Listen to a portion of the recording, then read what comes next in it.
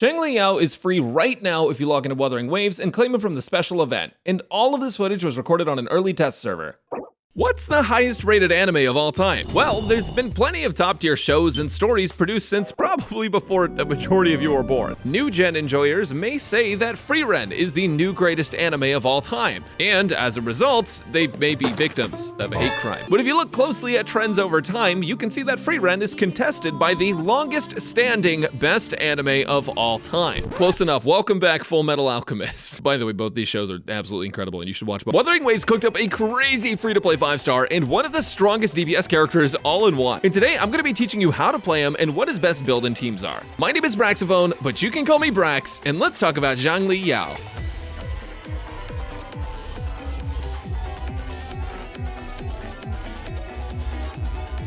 Electromen have one thing in common, and it's physical violence. Tell me why there are two Electromen in the game and Calcharo, and both of them have an insatiable desire to fist the enemy. It's actually insane that Xiangli Yao is free because he's honestly broken and does an absurd amount of damage if played right. Luckily, Xiangli Yao is actually very easy to play, as long as you don't think about it too much. The first thing to know is that his skill does a small hit of damage, unless you have his Forte gauge full, in which case it does a large hit of damage. His Forte circuit has two versions. One is the standard gauge with a bar that you fill up by playing him on field that can proc his enhanced skill, and the other is tied to his ultimate, or Resonance Liberation. Before we go into that though, have you ever seen a twink deal 200,000 damage? Today might be your lucky day, because Xiangli Yao's ultimate fries enemies like New World fried my GPU on launch.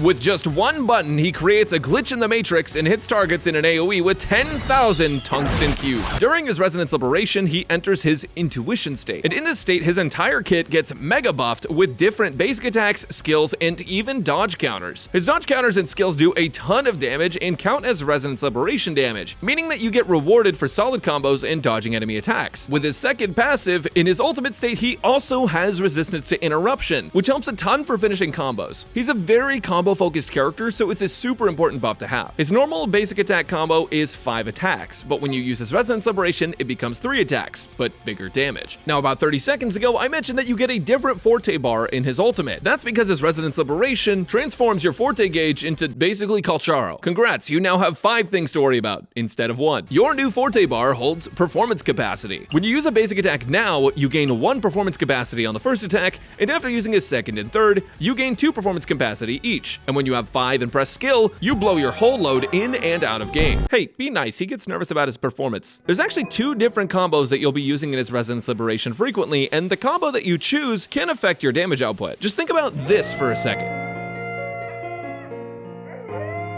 If you use a skill during Liberation, you gain 2 stacks, and if you basic attack right after, you activate an air combo that instantly gives you 3 more stacks. If I did my math correctly, that's enough to cook. So the 2 combos to use are 1, basic attack 3 times into your enhanced skill, and 2, skill, basic attack, and then enhanced skill. The first one is a longer combo but does more damage, and the second one does a little bit less damage but executes faster. Now what I find to be easiest after using his ult is to skill combo, then basic attack combo, then skill combo again, so that way cooldowns align. But Xiangli Yao is flexible in that you can do either one of these combos and it doesn't really matter. If you want to learn more, I'll show you an example rotation in the team section. Now something else to know about Xiangli Yao is that his first passive will give you a 5% electro damage bonus for every skill use up to 4 times, meaning that using his short cooldown skill is important, but to be honest, you're gonna max it out without trying anyways. If for some reason the enemy in front of you isn't dead after you played Xiangli Yao, you either need a better build or another rotation, which means it's time to proc his outro skill. His outro deals coordinated attacks with the next on-field Resonator. There's no way I was gonna say Resonator up to 3 times. The multiplier on his outro is pretty decent and makes it a big contributor to his overall damage. Now for talent priority, focus on his Liberation over his skill, and make sure to level his Forte circuit, then outro skill, and then basic attack. Overall, it's all important and you'll want to level everything. But speaking of builds though, let me show you something.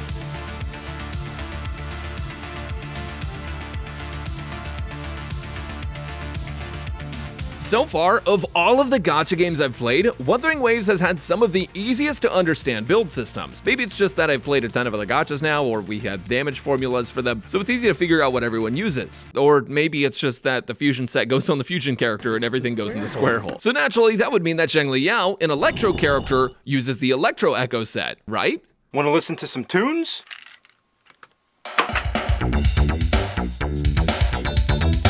Wrong. Xiangli Yao's easiest set to play and get value with is Lingering Tunes, voice crack not included, which gives an attack percent bonus of 10% for 2 pieces, and on the 5 piece, it gives an attack percent buff of up to 20%. But what makes it super strong is the outro skill damage buff that it can take a huge advantage of, and Mech Abomination, which not only has quadratic scaling, allowing you to shove enemies into a blender, but also buffs your Resonator's attack and outro skill damage. The Electro set is pretty close, but the reason it falls behind is because to get the full damage bonus, you have to use a heavy attack, which isn't part of Xiangli Yao's standard rotation. It's not going to break the game or anything, and if you have good substats, you can definitely opt for the heavy attack somewhere in your rotation to get the full 40% electro damage bonus, but with how hands-off the Mech Abomination is compared to some of the Electro Echoes, I really prefer the Lingering Tune set, and it ends up being a little bit better on paper. For main stats, give him a crit rate or damage 4 cost, electro damage 3 costs, and attack percent 1 costs. The main echo you want to use is Mech Abomination for the attack percent set, or Tempest Memphis for the electro set. For substats, you want to aim for crit, resonance liberation damage, and attack percent. You only need like 10% energy regen to use his liberation every rotation, so I wouldn't sweat that too much.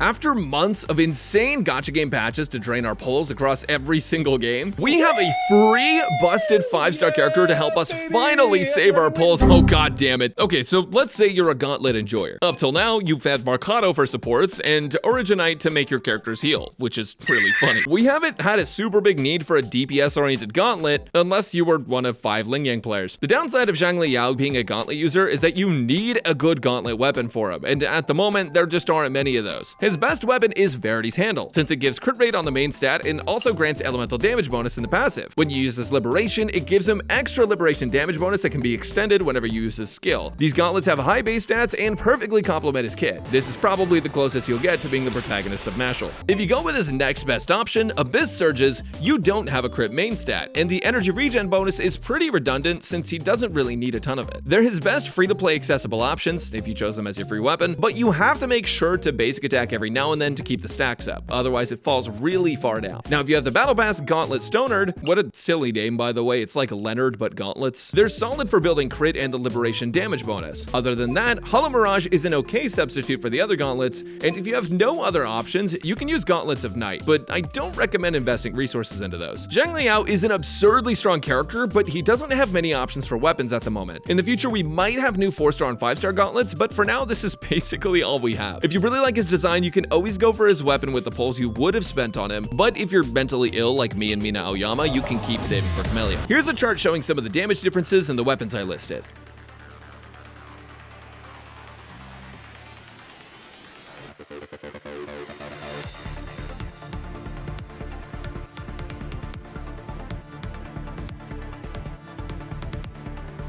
I've been waiting here for like 20 minutes for the stupid idle animation to activate so I can make a really dumb joke about a cube named Cubert. It's time to talk about Xiangli Yao's teams. Let me give you the rundown. First of all you folks that pulled for Yinlin are eating good. These two combo together, fantastic. The only downside with Yinlin is that it is a little bit weird because she takes a little bit to proc her outro skill. You know, you gotta get her going first. You gotta wind her up. But once that's done, Xiangli Yao takes the field and it's absolutely fantastic. So I do really like these two and how they play together. They're both really hot and they're babysitting Verena. Now the reason Yinlin works really well with him is because you get your electro damage amplified and your resonance liberation damage amplified. It's almost like she was made specifically for Xiangli Yao. That's insane. How did they know? So this combo is going to be his best team and probably one of the strongest teams in the entire game at the moment. Very easy to play, very rewarding, and just gets the job done. Oh damn, you're free to play and don't know who to play with Xiangli Yao? Well, you could play Sanhua, is what I would say is super effective if he didn't turn all of his damage into resonance liberation damage.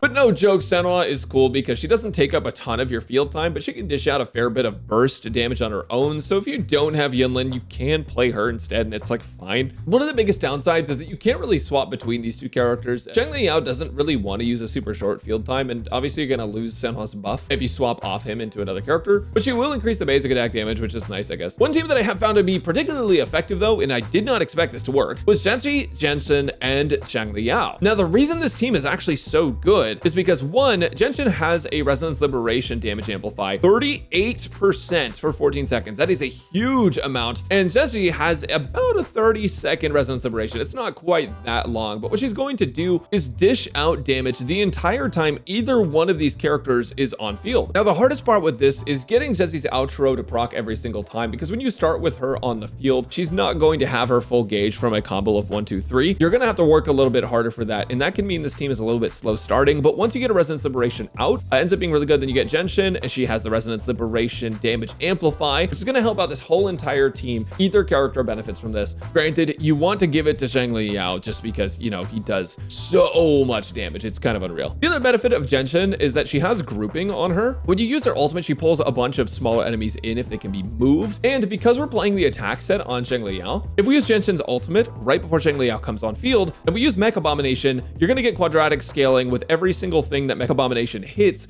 inside of Genshin's pull, which is really, really great. Now, if you want my honest opinion, there's not a ton of synergies that work perfectly with him, but Wuthering Waves so far hasn't been a game where it's like giga synergy reliant, where you have to have the perfect synergy, otherwise it's cooked. Obviously, synergy is important and helps you get out a ton more damage all at once, and as they ramp up the Tower of Adversity's difficulty, it is gonna matter more. But it simply doesn't matter if you have the best teams for him, because he just punches enemies and lasers them. God, he feels so good to play, man. You can also play him with Xiangli.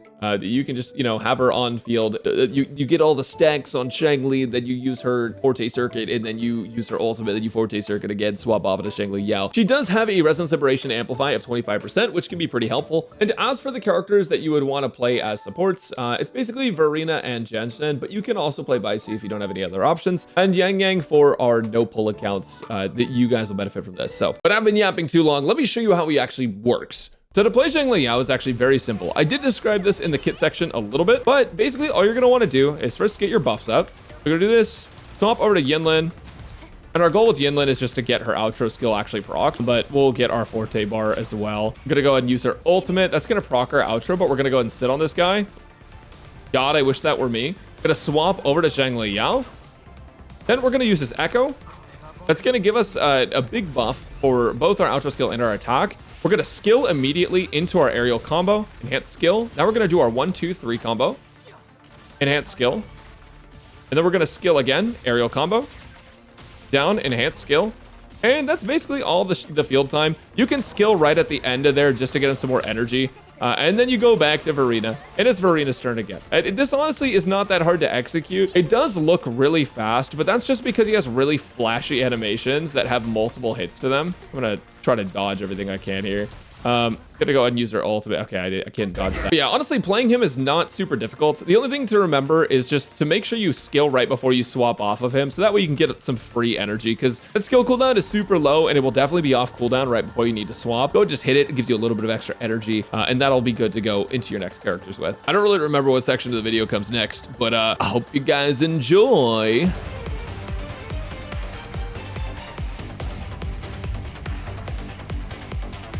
Duties for you. Why would you pull more copies? If you're gonna pull on Xiangli Yao, his S1 ends up giving extra damage bonus on his enhanced skill that counts as liberation damage. S2 gives him a 30% crit damage buff for 8 seconds after skill or ultimate, which is a pretty decent bonus. In some instances, you can even see up to 15% more damage. S3 is a massive damage increase on all of his skills for 24 seconds after you use his Resonance Liberation, and S4 is a team-wide Resonance Liberation damage buff whenever Xiangli Yao uses his ultimate. Now, S4 seems like it's meant to be a buff to his whole team and like more of a supporting sequence node, but half of it goes to his regular field time anyways. Granted, he can use it very well. S5 is an outro skill damage increase and a multiplier increase on his Resonance Liberation, which helps him nuke harder. Lastly, S6 increases the damage multiplier of his enhanced skill. Overall, every sequence node of his increases his personal damage to some degree, but if you're going to choose between S1 or going for his weapon, I'd highly recommend going with the weapon, since he doesn't have a ton of good options available right now, and odds are you probably don't have any. And also, you can't lose the 50-50 on a weapon banner. Don't forget to subscribe to my channel to instantly win the Camellia 50-50. Results may vary.